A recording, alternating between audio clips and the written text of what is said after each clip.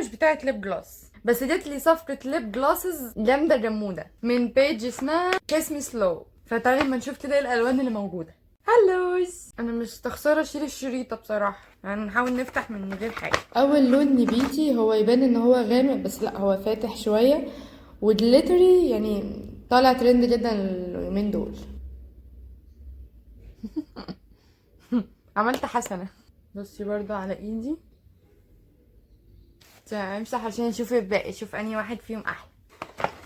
رقم 2 ده مدي على بني شوية ولا نود، مش شايفة، عندي حول. بالنسبة للقوام فده بأمانة ده القوام المفضل ليا. انا كنت عشان اجيب قوام زي ده كنت بدفع 400-500 جنيه، يعني تجيلي نفس الكواليتي دي. ده غير ان هو بيرطب شفايفي، يعني انا بحس ان شفايفي مترطبه كده وسلسه كده، عارفه انت احساس ان تبقي مرطبه شفايفك مش مقشفه، هو الاحساس ده. وكده برضو شكل اللون على ايدي علشان الالوان تبان اكتر بالنسبه لك. ده كده اللون من قريب علشان تبقى الدنيا واضحه معاكي اكتر.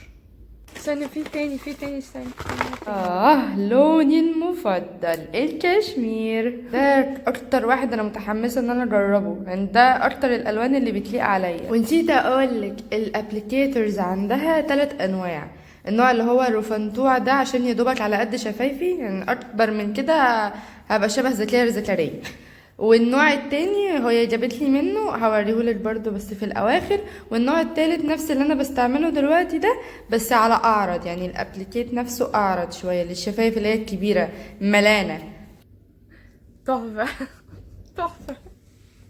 انا مش عارفه ازاي كده، انت ازاي كده التلاتة دول زي بعض في الابليكيتنج. في بقى اللي هو بيبظ ده، عارفاه؟ استني، انا مستخسره امسحه، انا زعلانه ان انا بمسح. علشان تعرفي تحطيه مظبوط بظي بظه ووزعي، فاهمه؟ بظه صغنونه كده، لو حتلتي ان انت تقلي زودي البظه شويه. ده مدي حته شقاوه، عارفه انت شقاوه. انا لما جيت طلبت النبيتي كنت مقلقه منه سيكا بس لا، طلع تحفه. عشان اخر واحد معانا برضو تقريبا ده نود، او انا بصي بصراحه انا بتلخبط ما بين النود والبني، بس ده غالبا بني وده النود ان شاء الله. يعني شوفي الفرق، يعني تحسيني كده عيانه بجد. تصدقي ده اللي بني فعلا، بني بيتي كشمير نود، والاولاني ده مش فاكره كان ايه. النوع ده ميزته ان هو حجمه صغنطوط، تاخديه في اي شنطه عادي. انا بعمل حركات غريبه ببقي. والميزه التانية ان انت تتحكمي في الكميه اللي بتحطيها على شفايفك.